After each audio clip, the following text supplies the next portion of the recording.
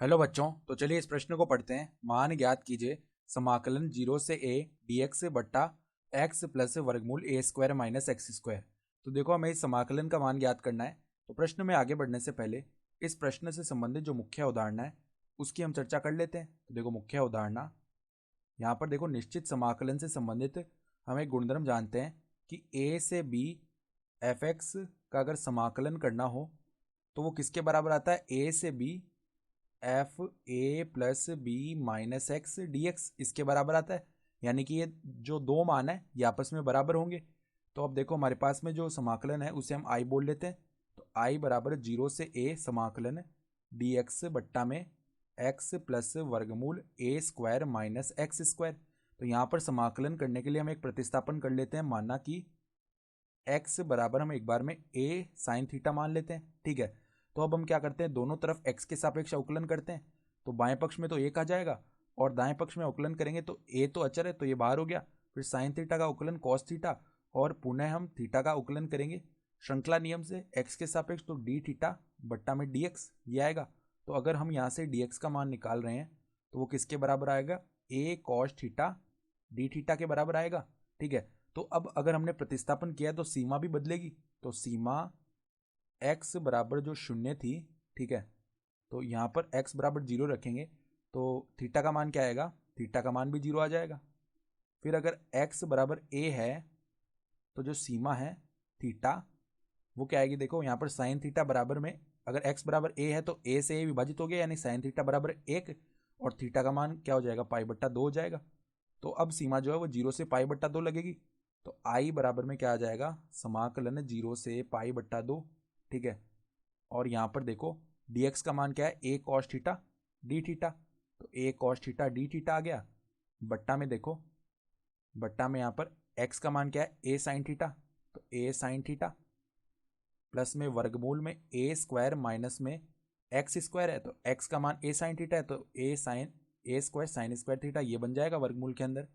ठीक है, तो अब यहाँ से a स्क्वायर को उपनिष्ठ निकालेंगे वर्गमूल में, फिर 1 माइनस साइन स्क्वायर थीटा क्या हो गया? Cos square theta.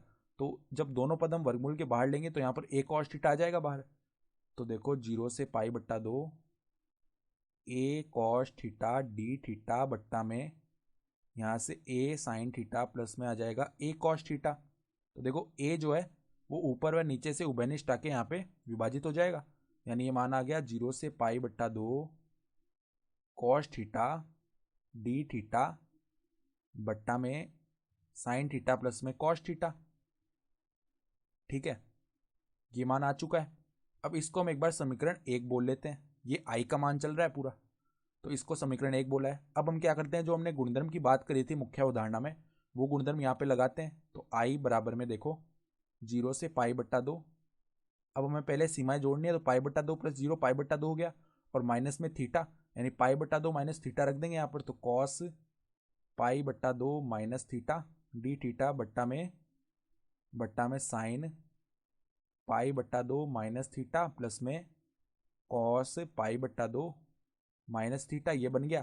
तो अब देखो कॉस पाई बट्टा 2 माइनस थीटा साइन थीटा हो जाएगा, और साइन पाई बट्टा 2 माइनस थीटा जो है वो कॉस थीटा हो जाएगा। तो ये क्या बनेगा?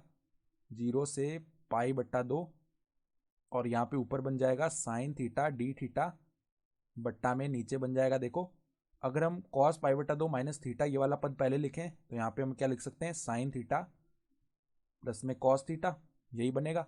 इसको बोल दिया समीकरण 2। तो अब समीकरण 1 प्लस में समीकरण 2 कर लेते हैं हम। समीकरण 1 प्लस में 2 करने पर क्या आएगा? देखो हमारे पास आई प्लस में आई 2i बन गया, और यहाँ पर देखो 0 से पाई बट्टा 2, पहले क्या है हमारे पास? कॉस थीटा डी थीटा बट्टा में साइन थीटा प्लस में कॉस थीटा प्लस में क्या है? 0 से पाई बट्टा 2 साइन थीटा डी थीटा बट्टा में साइन थीटा प्लस में कॉस थीटा। तो अब देखो, दोनों के जो बट्टा वाले पद हैं sine theta plus cos theta वो दोनों के समान है, और यहाँ पर सीमाएं भी समान है समाकलनों में। तो यहाँ पर क्या कर सकते हैं हम? एक ही सीमा में लिख सकते हैं इनको, यानी कि 2i बराबर में क्या आ जाएगा? 0 से पाई बट्टा 2, यहाँ पर देखो sine theta plus cos theta, इनका हमने लसा भी ले लिया है, तो ऊपर वाले जो पद है वो जुड़ जाएंगे, यानी cos theta plus sine theta. तो ये बन जाएगा साइन थीटा प्लस में यहाँ पे कॉस थीटा, ऐसे भी लिख सकते हैं इसको। और डी थीटा तो बाहर है ही है, तो ये पद दोनों समान है तो विभाजित हो जाएंगे एक बार। तो हमारे पास में डी थीटा का जो समाकलन है वो थीटा आ जाएगा, यानी 2i बराबर में थीटा, और इसकी सीमा लगेगी 0 से π/2 तक। तो पहले तो देखो ऊपर वाली सीमा लगाते हैं, तो 2i बराबर यहाँ पे π/2 माइनस में देखो अब नीचे वाली सीमा लगाएंगे तो 0, यानी 2i का जो मान है वो π/2 के बराबर आ चुका है। तो i का जो मान है, जो हमारा समाकलन है, वो क्या आ जाएगा π/4, और यही हमारा क्या हो गया, उत्तर भी हो गया। ठीक है, तो आशा करता हूँ कि आपको ये प्रश्न समझ में आया होगा।